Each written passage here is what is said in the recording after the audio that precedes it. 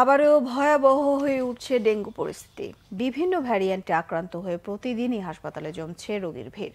গেল এক সপ্তাহে শুধু রাজধানীর মুগদা হাসপাতালেই ভর্তি প্রায় 1000 জন, আর রবিবার ভর্তি হয়েছেন 148 রোগী। বিশেষজ্ঞরা বলছেন, ডেঙ্গুর প্রকোপ ঠেকাতে সতর্কতার বিকল্প নেই। শুভ মাহফুজের রিপোর্ট। রাজধানীর মুগদা জেনারেল হাসপাতাল ডেঙ্গু ইউনিটে তিল ধারণের ঠাঁই নেই। নারী, পুরুষ ও শিশু মিলে প্রায় 1000 ডেঙ্গু রোগী চিকিৎসাধীন হাসপাতালটিতে।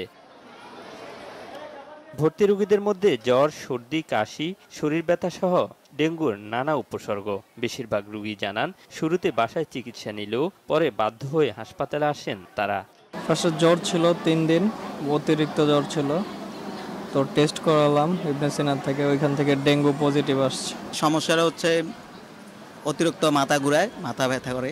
প্রায় 12 দিন যাবত জ্বর এবং বসতে পারে না। হ্যাঁ, এর সাথে প্রস্রাবের ইনফেকশন আসছে, বমি করে, পেটে ব্যথা।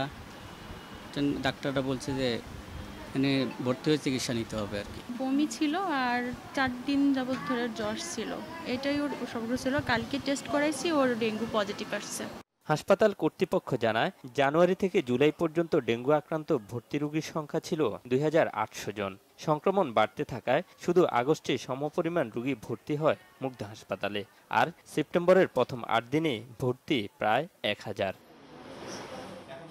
হঠাৎ ডেঙ্গুর প্রকোপ বাড়ার পেছনে সিটি কর্পোরেশনের তদারকির অভাবের পাশাপাশি মানুষের অসতর্কতাকেও দায়ী করছেন চিকিৎসকরা। আমাদের পরিষ্কার পরিচ্ছন্নতার অভাব, এমনকি আমাদের হাসপাতালেও।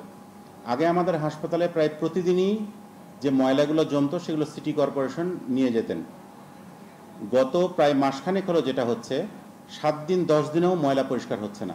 এই ময়লা আবর্জনাগুলোর মধ্যেই কিন্তু এই ডেঙ্গি মশাগুলোর উৎপত্তি হয়, এবং এটা যে হচ্ছে এবং নিয়মিত যে ক্লিনিং হচ্ছে না আমাদের চারিপাশ, সেটা কিন্তু আমরা তার প্রমাণই হচ্ছে এই মাসের প্রথম এক সপ্তাহে প্রায় 1000 রোগী ডেঙ্গির আমাদের এখানে ভর্তি থাকা।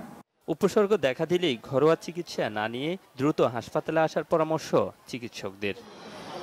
শুভ মাহফুজ, বাংলা ভিশন, ঢাকা।